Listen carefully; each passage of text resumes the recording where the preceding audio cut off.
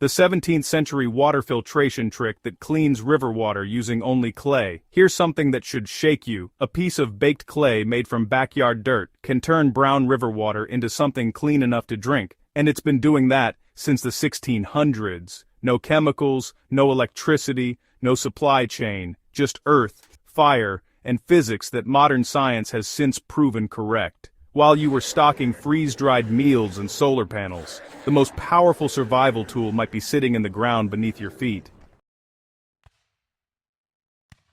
This isn't folklore. This isn't primitive guesswork. This is a filtration architecture that communities relied on for centuries before municipal water treatment existed, and it works on the same mechanical principles that today's ceramic water filters are engineered around. The difference is, back then, they made it from scratch. And so can you. Let's break it down, layer by layer. Before you understand why clay works, you need to understand what you're up against. River water looks like water, it moves like water, but under a microscope, it's a traffic jam of invisible threats. A single liter of river runoff can contain sediment particles, heavy organic debris, agricultural chemical runoff, and, most dangerously, biological contaminants. Bacteria like E. coli, Giardia cysts, and protozoa like Cryptosporidium don't care about your survival timeline.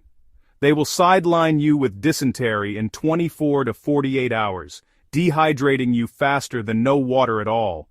Modern water treatment solves this with chlorination, UV exposure, and multi-stage filtration.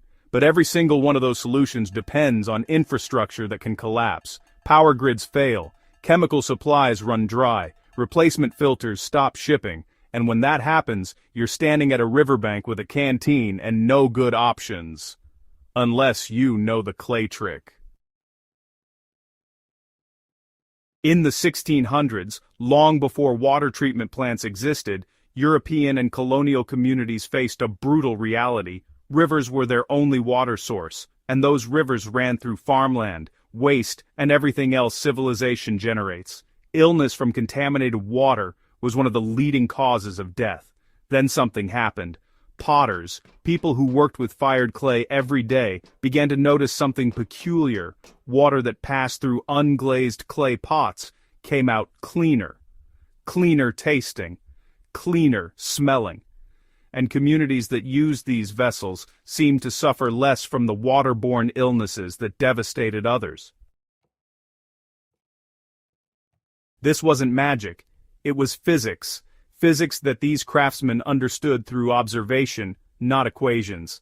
The fired clay had pores, tiny microscopic channels that water could squeeze through slowly, but bacteria and sediment simply couldn't follow.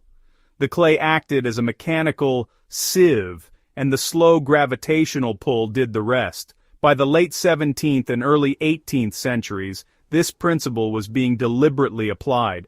Communities began crafting clay containers specifically for water filtration, optimizing the clay-to-combustible ratio, the firing temperature, and the shape of the vessel to maximize what we now call ceramic capillary filtration. The genius of this system is in its simplicity, but the simplicity is deceptive. There's real precision baked into it. The core process works like this. You mix local clay with an organic combustible material. Historically, communities use sawdust, rice husks, or dry organic matter mixed into the clay at a specific ratio, roughly 50 parts clay to 50 parts combustible by volume, though this varied by clay type and desired pore size. The organic material isn't there to stay. It's a sacrifice. When the clay vessel is fired in a kiln or open flame at temperatures between 800 and 900 degrees Celsius, the organic matter burns completely away. What it leaves behind is a labyrinth, a three-dimensional microscopic maze of channels running through the ceramic wall, each channel roughly 0.5 to 1 micron in diameter. To put that in perspective, the average bacterium is between 1 and 10 microns in size. The clay pores are smaller than the pathogens trying to pass through. This isn't chemical warfare, it's architecture. The bacteria physically cannot fit. The shape of a traditional clay filter is also strategic. A pot or canister shape allows water to pool above the ceramic wall and press downward through gravity alone. No pump, no pressure system, just weight and time, pulling water through a bacterial obstacle course. Here's where this gets intensely practical for any serious prepper. You don't need specialty materials, you need clay-rich soil, and it exists on nearly every continent, in almost every climate zone. Clay soil is identifiable by its behavior when wet. It becomes sticky, pliable, and moldable. When you roll a small piece between your fingers while damp, it holds its shape without crumbling. If your soil does this, you have a workable base. The purer the clay content, the more effective the final filter. Sandy soils don't work. Loamy soils need refinement. But genuine clay-heavy earth, the kind that sticks to your boots and cracks when it dries, that's your raw material. The preparation matters enormously. Traditional clay processing involved what's called wet refinement, mixing raw clay with water, allowing heavy debris to sink, then collecting the suspended fine clay particles from the upper water column. This removes stones, roots, and coarse particles that would compromise filter integrity. After collection, the clay is dried, then remixed with the combustible material, sawdust being the most historically documented and practically available option. This mixture is then shaped. A simple pot shape works, a cylinder works, a disc that sits inside a larger container works. The key is uniform wall thickness, roughly 2.5 to 3 centimeters, to ensure consistent filtration across the entire surface. Too thin and the filter cracks under pressure, too thick and the flow rate drops to nothing. Let's get into the science, because understanding it means you can troubleshoot and optimize in the field. When water contacts the outer surface of a fired clay filter, surface tension plays the first role. Water molecules are cohesive. They pull each other along as they enter the narrow pore channels. This is called capillary action, and it's the same force that pulls water up through plant roots. In the clay filter, capillary action draws water inward through the ceramic wall, while the pores act as physical checkpoints. As water forces its way through those microscopic channels, particles larger than the pore diameter are simply left behind. Sediment, organic debris, most protozoa, and a significant percentage of bacteria are trapped on the outer surface or within the upper ceramic layer. Research on modern ceramic pot filters, which are direct descendants of this 17th century technology, has demonstrated pathogen removal rates of 99.8% for bacteria and up to 99.9% for protozoa under gravity-fed conditions. That's not a primitive result. That's a result that rivals portable commercial filters costing hundreds of dollars. One additional mechanism enhances performance when colloidal silver is applied to the ceramic surface, a technique that some historical cultures practiced intuitively by using silver vessels. The silver ions are antimicrobial, killing bacteria that might survive the mechanical filtration. But the clay alone, without any additives, performs remarkably well on biological contamination.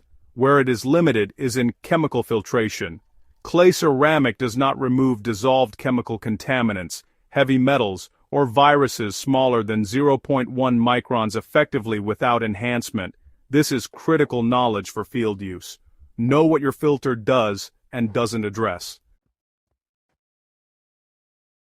Imagine pulling water directly from a silted river, the kind of muddy, debris-laden runoff you'd encounter after heavy rainfall or in the aftermath of flooding. The water is visibly brown. It smells of organic decay. This is exactly the kind of water that would make any rational person hesitate. Run it through a properly fired clay pot filter, and within several hours, what drips from the lower output is visually clear. The turbidity, the cloudiness caused by suspended particles, drops dramatically. Independent testing of ceramic pot filters conducted by organizations working in clean water access internationally has consistently shown 1 to 3 liters per hour flow rate under gravity conditions. With filtration, removing the most dangerous biological threats. Compare that to commercial survival filters. A premium hollow fiber filter processes water faster, often 1 liter per minute, but it has a finite lifespan measured in gallons. It requires specific cleaning protocols, and it cannot be fabricated in the field. When it fails, it's gone. When your clay filter cracks, you make another one. The raw material is free and essentially limitless. In a 2026 survival landscape, where global supply chains are increasingly fragile, where disaster response timelines have proven longer than projected, and where self-reliance is moving from hobbyist interest to genuine necessity, the reproducibility of clay filtration is its most powerful feature. You can teach it, you can scale it, you can make 10 of them for a community, no factory required. Implementing the forgotten defense. Getting this into practice requires a straightforward sequence of steps that almost anyone can execute with basic tools and patience. Step 1 is sourcing and refining your clay. Dig from a clay-rich area, perform the wet refinement process described earlier, and dry your clay completely before mixing. Any moisture imbalance in the initial mix leads to cracking during firing. Step 2 is the mix. Combine your dry clay with dry sawdust or another fine organic combustible at roughly equal volumes by loose measure. Mix thoroughly. The goal is even distribution so pores are consistent across the entire filter wall. Inconsistent mixing creates weak points where water bypasses filtration. Step 3 is shaping. Work the mixture like traditional pottery. A pot shape with no bottom or a disc that can sit across a clean collection vessel are both historically documented forms. Aim for walls that are uniform in thickness. Allow the shaped piece to dry slowly in shade. Rapid drying causes cracking. This drying process can take several days depending on humidity. Step 4 is firing.